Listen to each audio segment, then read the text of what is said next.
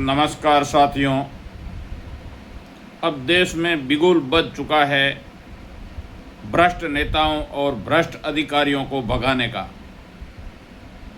जो भ्रष्टाचार करते हैं, जो जनता के पैसे खा करके बड़ी बड़ी कोठियां बनाते हैं, बड़ी बड़ी गाड़ियां लेते हैं, बहुत सारी ज़मीनें खरीदते हैं, बहुत सोना खरीदते हैं और ऐसा आराम करते हैं, ऐसे भ्रष्ट नेताओं और अधिकारियों के खिलाफ अब भारत में बिगुल बज चुका है। इसकी शुरुआत हुई बिहार से।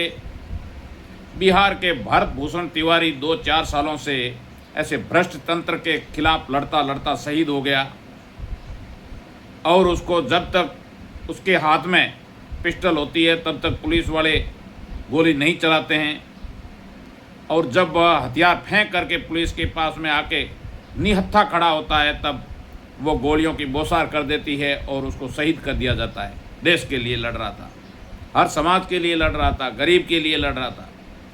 लेकिन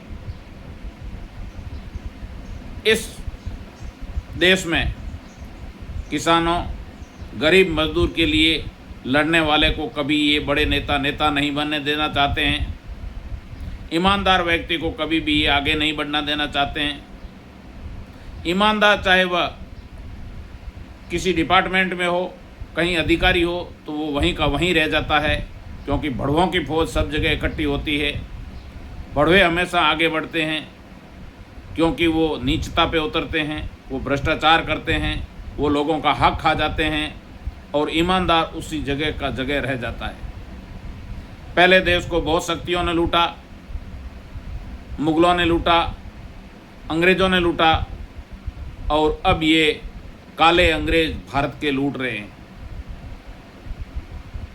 जो भ्रष्ट नेता और भ्रष्ट अधिकारी है उनको ही मैं काले अंग्रेज कह रहा हूँ, और ये ऐसे काले अंग्रेज इस देश को ले डूबेंगे।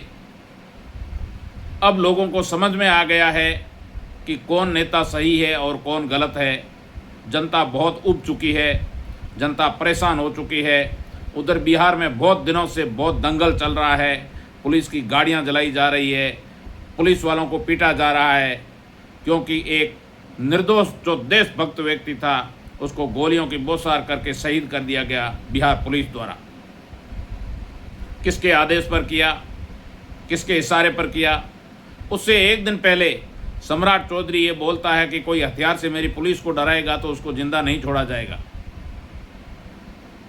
अब आज जंतर मंतर पे ये स्थिति चल रही है। कांग्रेस के बहुत युवा नेता बैरिकेड्स वगैरह सारे तोड़ के अंदर घुस गए, और उधर नाचना बांध पर सारे गुर्जर समाज के लोग लठ लेके खड़े हैं। तो अब नेताओं तुम सुधर जाओ, नहीं तो तुम्हारे नेपाल वाले हाल होने वाले हैं। नहीं तो ये अपने घर भरने, ये गरीबों की जेब काटनी, गरीबों को परेशान करना। आप लोग समझते हो कि कुछ समझदार लोग, हमारे जैसे लोग भी यदि सरकारी कार्यालयों में जाते हैं तो कोई जवाब नहीं मिलता है, तो एक गरीब मजदूर, किसान और ना समझ जो व्यक्ति है उसको ये अधिकारी अंदर तक नहीं घुसने देते हैं, ये कर्मचारी अंदर तक नहीं घुसने देते हैं। और यदि कुछ जवाब सवाल कर लिया जाता है तो उसको धक्का मार के भगा दिया जाता है या झूठे मुकदमे में फंसा दिया जाता है। आज ये तानाशाही चल रही। अब समय के साथ वो अंग्रेज़ों का जो भारतीय कानून है उसको बदलने की ज़रूरत है। सारे देश के युवाओं से आह्वान है, तैयार हो जाओ और सब एक दूसरे से मिलके, एक दूसरे से नंबर लेके और एक तारीख तय करके इन नेताओं को सबक सिखाओ, तो देश बच पाएगा। नहीं तो देश बिक चुका है। देश के सारे सरकारी डिपार्टमेंट बेच के ये खा चुके हैं। अब बची खुशी जो किसानों की, मजदूरों की, गरीबों की जो ज़मीनें हैं उन पर इनकी नज़र टिकी हुई है, और ये बड़ी बड़ी कॉरपोरेट कंपनियों और उद्योग के उनके जो मित्र हैं उनको दे रहे हैं। और आने वाले समय में आपकी आने वाली पीढ़ियों के हाल बहुत बुरे होंगे।